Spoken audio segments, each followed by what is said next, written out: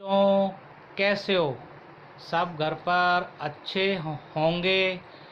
हम आशा करते हैं आप ठीक होंगे। घर पर रहें, सुरक्षित रहें। अपने हाथों को बार बार साबुन से धोएं। तो आज कक्षा 7वीं में पाठ पढ़ेंगे। पाठ 2, हिंदी में पाठ 2, नमक का दरोगा। नमक का दारोगा। दारोगा मतलब होता है नमक का सिपाही। इंस्पेक्टर बोल सकते हैं या अधिकारी बोल सकते हैं। तो ये पाठ इसके ऊपर है। इस कहानी में प्रेमचंद जी ने एक दारोगा की ईमानदारी, स्वाभिमान, कर्तव्य परायणता का चित्रण किया है, जिसको बड़े बड़े प्रलोभन भी कर्तव्य पथ से विचलित न कर सके। आज के भ्रष्ट परिवेश में ऐसे कर्तव्य परायण व ईमानदार चरित्र का मिलना अति दुर्लभ है। तो इस पाठ के उद्देश्य के बारे में तो एक तो पहली बात ही बताई गई है, भ्रष्टाचार का विरोध हुआ है। इसमें भ्रष्टाचार का विरोध करना, ईमानदार बनने की प्रेरणा देना, सरकारी अधिकारियों के कर्तव्यों के बारे में बताना। सरकारी जो अधिकारी होते हैं उसके जो कर्तव्य होते हैं उनके बारे में उनको अवगत कराना, आय के उचित साधनों को प्रोत्साहन देना, बढ़ावा देना। तो बच्चों, अब यहाँ से हम पाठ को पढ़ेंगे। जब नमक का नया विभाग और ईश्वर प्रदत्त वस्तु का व्यापार करने का निषेध हो गया, निषेध होता है मनाही हो गई, तो लोग चोरी छिपे इसका व्यापार करने लगे। अनेक प्रकार के छल प्रपंचों का सूत्रपात हुआ। प्रपंच होता है धोखों का सूत्रपात हुआ। कोई घूस से काम निकालता, घूस मतलब रिश्वत, कोई रिश्वत से काम निकालता तो कोई चालाकी से। अधिकारियों के पोंप 12 थे। पटवारीगिरी का सर्व सम्मानित पद छोड़कर लोग इस विभाग में नौकरी पाना चाहते थे। मुंशी बंशीधर भी रोजगार की खोज में निकले। जो मुंशी बंशीधर थे वह भी काम की तलाश में घर से निकले। उनके पिता एक अनुभवी पुरुष थे। समझाने लगे, बेटा घर की दुर्दशा देख रहे हैं, घर की स्थिति को देख रहे हो, ऋण के बोझ से दबे हुए हैं। मैं कगार पर का वृक्ष हो रहा हूँ, ना मालूम कब गिर पड़ो। यानी कि मेरी जो कगार है, मेरी मतलब जो व्यक्ति, मैं मतलब इतना लेन देन से इतना दब गया हूँ कि कम मालूम कब गिर पड़ूँ। अब तुम ही घर के मालिक मुख्तार हो, नौकरी में ओहदे की ओर ध्यान मत देना। ऐसा काम ढूंढना जहाँ उपरियाय हो। यानी कि अपने लड़के से कह रहे हैं कि ऐसा काम ढूंढना कि जहाँ कुछ उपरियाय हो। मासिक वेतन तो पूर्णमासी का चांद है, जो एक दिन दिखाई देता है और घटते घटते लुप्त हो जाता है, गायब हो जाता है। उपरियाय बहता हुआ स्रोत है जिससे सदैव प्यास बुझती है। वेतन मनुष्य देता है, इसी से उसमें वृद्धि नहीं होती। ऊपरी आमदनी ईश्वर देता है, इसी से उसकी बरकत होती है। बरकत मतलब आय होती है, लाभ, बरकत होती है। बरकत बोलते हैं वृद्धि होना। तुम स्वयं विद्वान हो, तुम्हें क्या समझाऊं। इस उपदेश के बाद पिताजी ने आशीर्वाद दिया। बंशीधर आज्ञाकारी पुत्र थे। ये बातें ध्यान से सुनी तो तब घर से चल पड़े। अच्छे शगुन से चले थे। जाते जाते नमक विभाग के दारोगा पद पर प्रतिष्ठित हो गए, विख्यात प्रसिद्ध हो गए। वेतन अच्छा था, उपरियाय का तो ठिकाना ही ना था। वृद्ध मुंशी जी सुख संवाद मिला तो फूले ना समाये। जाड़े के दिन थे, रात का समय था, सर्दी के दिन थे। नमक के सिपाही चौकीदार नशे में मस्त थे। नशे मतलब शराब के नशे में मस्त थे।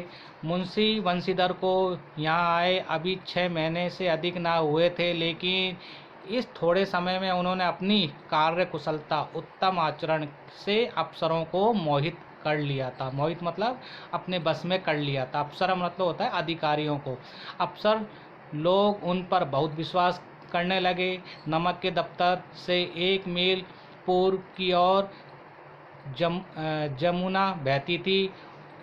उस पर नावों का एक पुल बना हुआ था। दरोगा जी किवाड़ बंद किए मीठी नींद में सो रहे थे। अचानक आँख खुली तो नदी के प्रवाह की जगह गाड़ियों की गड़गड़ाहट तथा मल्लारों का कोलाहल सुनाई दिया। उठ बैठे उठ बैठे, इतनी रात रात गए गाड़ियों क्यों नदी के पार जाती है? अवश्य कुछ न कुछ गोलमाल है। अवश्य ही इसमें कुछ गोलमाल है। तर्क ने भ्रम को पुष्ट किया। वर्दी पहनी, तमचा जेब में रखा और बात में घोड़ा बढ़ाए हुए पुल पर आ पहुँचे। गाड़ियों की एक लंबी कतार पुल के पास जाती देखी। डांट कर पूछा, किसकी गाड़ियां हैं? थोड़ी देर तक सन्नाटा रहा, बिल्कुल शांति रही। आदमियों में कुछ कानाफूसी हुई। कुछ कानाफूसी होता है एक दूसरे से बात करना, कानाफूसी करते हैं, कान में चुगली करते हैं। तब आगे वालों ने कहा, पंडित अलोपदीन की। कौन पंडित अलोपदीन? दातागंज के मुंशी बंशीधर चौके। पंडित अलोपदीन इस इलाके के सबसे प्रतिष्ठित जमींदार थे। प्रतिष्ठित होता है प्रसिद्ध जमींदार थे। लाखों रुपयों का लेन देन करते थे। इधर छोटे से बड़े कौन ऐसे हैं जो उनके ऋणी न हो। व्यापार भी बड़ा लंबा चौड़ा था। मुंशी जी ने पूछा, गाड़ियाँ कहाँ जाएगी? उत्तर मिला, कानपुर। लेकिन इस प्रश्न पर कि इसमें क्या है, सन्नाटा छा गया। दारोगा साहब का संदेह और भी बढ़ा। वे जोर से बोले, क्या गूंगे हो गए हो? हम पूछते हैं, इसमें क्या लदा है? जब इस बात का कोई उत्तर न मिला तो उन्होंने घोड़े को एक गाड़ी से मिलाकर बोरे को टटोला। भ्रम दूर हुआ, संकेत दूर हुआ। यह नमक के ठेले थे। पंडित अलोपदीन अपने सजीले रथ पर सवार, कुछ सोते कुछ जागते चले आ रहे थे। अचानक कई गाड़ियों ने गाड़ी वाहनों ने घबराए हुए आकर जगाया और बोले, महाराज, दारोगा ने गाड़ियां रोक दी और घाट पर खड़े आपको बुलाते हैं। पंडित अलोपदीन का लक्ष्मी जी पर अखंड विश्वास था। अखंड होता है अटूट विश्वास था। वह कहा करते थे कि संसार का तो कहना ही क्या, स्वर्ग में भी लक्ष्मी जी का राज्य है। उनका यह कहना यथार्थ ही था। यथार्थ होता है उचित था, सत्य था। न्याय और नीति सब लक्ष्मी के खिलौने हैं। इन्हें वह जैसे चाहती है नाचती है। लेटे गर्व से बोले, चलो हम आते हैं। यह कहकर पंडित जी ने बड़ी निश्चितता से पान के बीड़े खाए। फिर लिहाज ओढ़े हुए दारोगा के पास आकर बोले, बाबूजी आशीर्वाद कहिए, हमसे ऐसा कौन सा अपराध हुआ कि गाड़ियाँ रोक दी? वो कहने लगा, हमसे क्या अपराध हुआ कि गाड़ियाँ रोक दी? बंशीधर रुखाई से बोले, सरकारी हुक्म। पंडित अलोपदीन ने हंसकर कहा, हम सरकारी हुक्म को नहीं जानते, ना सरकार को। सरकार तो आप ही हैं। हमारा और आपका तो घर का मामला है। हम सभी आपसे बाहर हो सकते हैं। व्यर्थ का कष्ट उठाया। यह हो नहीं सकता कि इधर से जाएं और इस घाट के देवताओं को भेंट न चढ़ावें। मैं आपकी सेवा में स्वयं ही आ रहा था। बंशीधर ने ऐश्वर्य की मोहिनी, ऐश्वर्य होता है धन वैभव की मोहिनी, वंशी का कुछ प्रभाव न पड़ा। ईमानदारी की नई उमंग थी। कड़क कर बोले, हम उन नमक हरामों में से नहीं जो कौड़ियों पर अपना ईमान बेचते फिरते हैं। आप इस समय हिरासत में हैं। आपका कायदे के अनुसार चालान होगा। चालान करते हैं ना, जैसे कोई गलती करते हैं तो एक चालान, एक रसीद काट देते हैं दंड के रूप में, चालान होगा। बस मुझे अधिक बातों की फुर्सत नहीं। जमादार बदलू सिंह, तुम इन्हें हिरासत में ले चलो, मैं हुक्म देता हूँ। पंडित अलोपदीन स्तंभित हो गए। गाड़ी वाहनों में हलचल मच गई। पंडित जी के जीवन में कदाचित यह पहला ही अवसर था कि उन्हें ऐसी कठोर बातें सुननी पड़ी। पंडित जी ने धर्म को धन का ऐसा निरादर करते कभी न देखा। विचार आया कि यह अभी उदंड लड़का है, मतलब ये उदंड लड़का है, माया मोह के जाल में अभी नहीं पड़ा, अल्लड़ है, झिझकता है। बहुत दीन भाव से बोले, बाबू साहब ऐसा न कीजिए, हम मिट जाएंगे, इज्जत धूल में मिल जाएगी। इज्जत, हमारा जो इज्जत होती है ना, वो धूल में मिल जाएगी। हमारा सम्मान जो है वो धूल में मिल जाएगा। हमारा अपमान होने से आपके हाथ क्या आएगा? हम किसी तरह आपसे बाहर थोड़े ही हैं। बंसीधर ने कठोर स्वर से कहा, हम ऐसी बातें नहीं सुनना चाहते। अलोपदीन ने जिस सारे को चट्टान समझ लिया था वह पैरों के नीचे खिसकता हुआ मालूम हुआ। स्वाभिमान और धन ऐश्वर्य, ऐश्वर्य होता है धन वैभव, को कड़ी चोट लगी थी, किंतु अभी तक धन की शक्ति पर पूरा भरोसा था। अपने मुख्तार से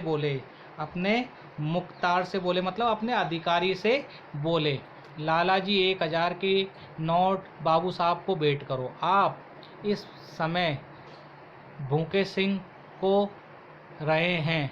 बंसीधर ने गर्म होकर कहा, 1000 नहीं, 1,00,000 भी मुझे सच्चे मार्ग से नहीं हटा सकते। बंसीधर ने अपने जमादार को ललकारा। बदलू सिंह पंडित अलोपदीन की ओर बढ़ा।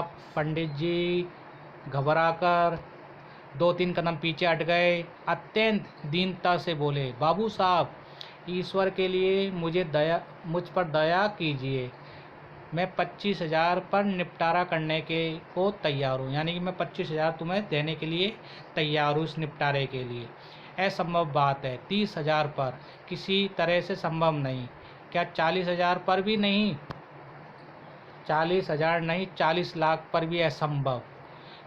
बदलू सिंह, इस आदमी को अभी हिरासत में ले लो। अब मैं एक शब्द भी नहीं सुनना चाहता। धर्म ने धन को पैरों तले कुचल डाला। अलोपदीन ने एक हष्टपुष्ट मनुष्य को हथकड़ियाँ लिए हुए अपनी ओर आते देखा। वे चारों ओर निराशा और कातर दृष्टि से देखने लगे, एकदम बिल्कुल गहन दृष्टि से देखने लगे। इसके बाद मूर्छित होकर गिर पड़े। मूर्छित होता है जैसे एकदम बेहोश की मुद्रा में गिर पड़े।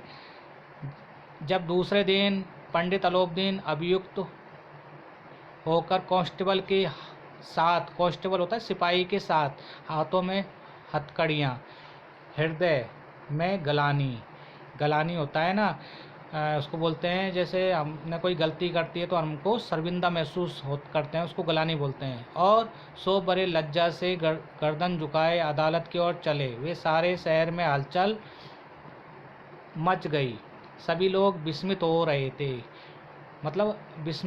थे, एकदम आश्चर्यचकित हो रहे थे। इसलिए नहीं कि अलोपदीन ने क्यों ये कर्म किया, बल्कि इसलिए कि कानून के पंजे में कैसे आए। अपनी तत्परता से इस आक्रमण को रोकने के लिए नियमित वकीलों की एक सेना तैयार की गई।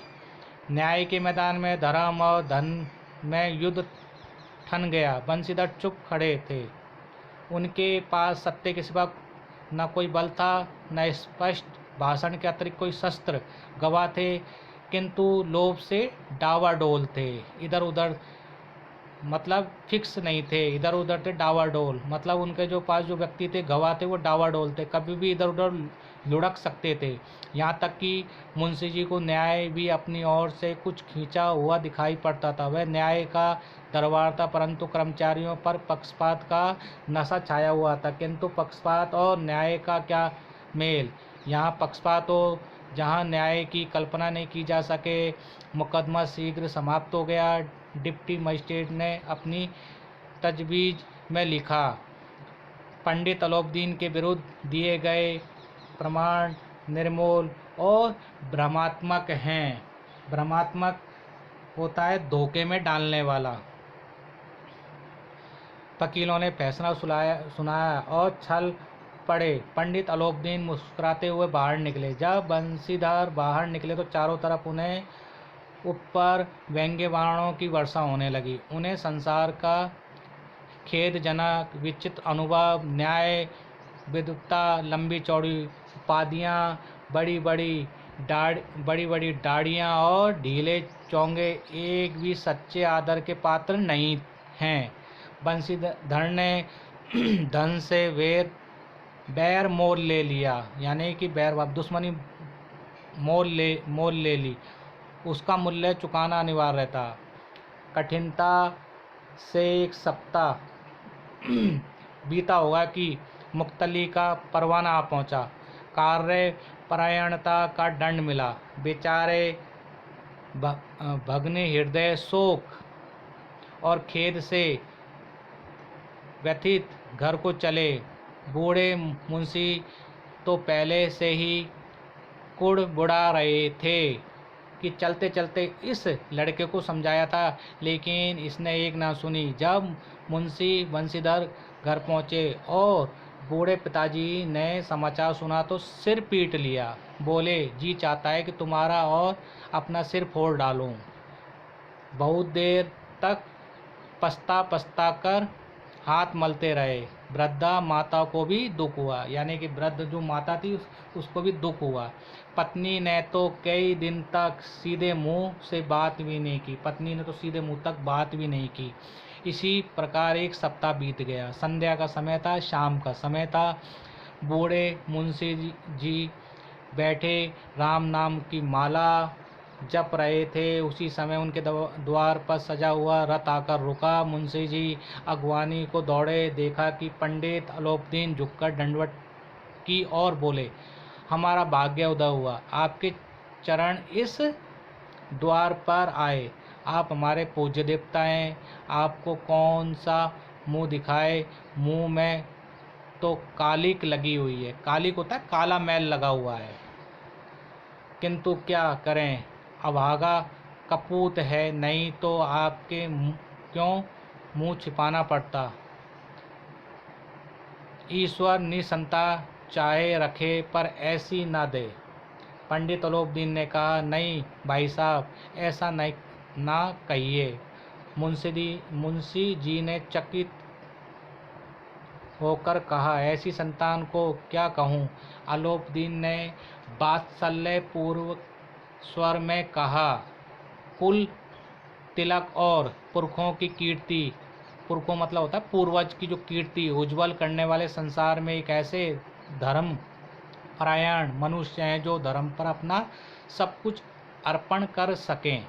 पंडित अलाउद्दीन ने बंसीधर से कहा, दारोगा जी, इसे खुशामद ना कहिए। खुशामद करने के लिए मुझे इतना कष्ट उठाने की ज़रूरत ना थी। उस रात को आपने अधिकार बल से मुझे हिरासत में ले लिया था, किंतु आज मैं स्वेच्छा से आपकी हिरासत में आया हूँ। मैंने हजारों रसई और अमीर रईस, मतलब ऐसे हजारों जो रईस थे और अमीर देखे, हजारों उच्च पदाधिकारियों से काम पड़ा, किंतु मुझे परास्त किया तो आपने। परास्त मतलब आपने मुझे हरा दिया, परास्त कर दिया। मैंने सबको अपना और अपने धन का गुलाम बनाकर छोड़ दिया। मुझे आज्ञा दीजिए कि आपसे कुछ विनय करूं। विनय मतलब प्रार्थना करूं, विनती करूं। बंसीधर बोले, यह आपकी उदारता है जो ऐसा कहते हैं। मुझसे तो कुछ अविनय हुई है, उसे क्षमा कीजिए। मैं धर्म की बेड़ी में जकड़ा हुआ था, नहीं तो वैसे ही आपका दास हूँ। तो आज्ञा होगी वह मेरे सिर माथे पर। अलाउद्दीन ने विनती भाव से कहा। नदी तट पर आपने मेरी प्रार्थना नहीं स्वीकार की, किंतु आज स्वीकार करनी पड़ेगी। बंशीधर बोले, मैं किस योग्य हूँ, किंतु कुछ सेवा मुझसे हो सकती है, उसमें त्रुटि ना होगी, गलती ना होगी। अलाउद्दीन ने स्टाम्प लगा हुआ एक पत्र निकाला, स्टाम्प निकाला हुआ एक पत्र निकाला, उसे बंशीधर के सामने रखकर बोले, इस पत्र को स्वीकार कीजिए और अपने हस्ताक्षर कर दीजिए, अपने सिग्नेचर कर दीजिए। बंशीधर ने उस कागज को पढ़ा, कृतज्ञता से आंखों में आंसू भर आए। पंडित अलाउद्दीन ने अपनी सारी जायदाद का स्थायी मैनेजर नियुक्त किया था। 6,000 वार्षिक वेतन के अतिरिक्त रोजाना खर्च अलग, सवारी के लिए घोड़ा, रहने को बंगला होता है मकान, नौकर चाकर भी मुफ्त, फ्री में। कंपित स्वर में बोले, पंडित जी, मुझ में इतनी सामर्थ्य नहीं कि आपकी उदारता की प्रशंसा कर सकूं, प्रशंसा होता है तारीफ कर सकूं, किंतु ऐसे उच्च पद के योग्य मैं नहीं हूँ। अलाउद्दीन हंसते हुए बोले, मुझे इस समय एक अयोग्य मनुष्य की जरूरत है। अलाउद्दीन ने कलमदान से कलम निकाली और बंशीधर के हाथ में देकर बोले, ना मुझे विद्वता की चाह है, ना अनुभव की, ना मर्मज्ञता की, ना कार्यकुशलता की। इन गुणों के महत्व का परिचय खूब पा चुका हूँ। अब सौभाग्य सुअवसर मुझे वह मोती दे दिया जिसके सामने योग्यता और विद्वता की चमक फीकी पड़ जाती है। यह कलम लीजिए, अधिक सोच विचार न कीजिए, दस्तखत कर दीजिए, मतलब दस्तखत होता है हस्ताक्षर कर दीजिए। परमात्मा से यही प्रार्थना है कि आपको सदैव नदी के किनारे वाले बुमरोवत होता है जिसमें शर्म लिहाज ना हो, उद्दंड कठोर परंतु धर्मनिष्ठ दरोगा बनाए रखें। बंशीधर की आंखें डबडबा आई। हृदय के संकुचित पात्र में इतना एहसान न समा सका। एक बार फिर पंडित जी की ओर भक्ति और श्रद्धा की दृष्टि से देखा और कांपते हुए हाथ में मैनेजरी पर हस्ताक्षर कर दिए और अलाउद्दीन ने प्रफुल्लित होकर उन्हें गले लगा लिया। यानी कि प्रफुल्लित होता, प्रसन्न होकर अपनी बाहों में उसको ले लिया, गले लगा लिया। अब देखो, लेखक परिचय है। मुंशी प्रेमचंद का जन्म हुआ था 31 जुलाई सन 1880 में वाराणसी के समीप पास लम्ही नामक गांव में हुआ। उनका मूल नाम था धनपत राय था। प्रेमचंद नाम उन्होंने लेखन के लिए अपनाया और वही प्रसिद्ध हो गया। प्रारंभ में वे उर्दू में लिखते थे। कुछ वर्षों बाद उन्होंने अपनी उर्दू रचनाएं हिंदी में अनुदित की। आगे चलकर उन्हें मूल रूप में हिंदी में ही अपना लिखना शुरू कर दिया। प्रेमचंद आजीवन साहित्य साधना में लगे रहे। मतलब प्रेमचंद जो थे लेखक, वो आजीवन साधना में लगे रहे। 1936 ईस्वी में उनका स्वर्गवास हो गया, उनका देहांत हो गया। प्रमुख रचनाएं थी मानसरोवर 8 भाग, गुप्त धन 2 भाग, सानी संग्रह, निर्मला, सेवा सदन, प्रेमाश्रम, रंग भूमि, कर्म भूमि, मनोरमा, गवन, गोदान, उपन्यास, करबला, संग्राम, प्रेम की बेदी नाटक। यह था प्रेम की बेदी नाटक। उन्होंने माधुरी, हंस, मर्यादा और जागरण पत्रिकाओं का संपादन भी किया। तो इसके ये पार्ट सभी को समझ आ गया होगा। अब मैं इसके जो शब्दार्थ हैं, कठिन शब्द हैं, प्रश्नोत्तर PDF के द्वारा मैं भेज रहा हूँ। आप सुंदर सुंदर लेख में फेयर कॉपी में करेंगे।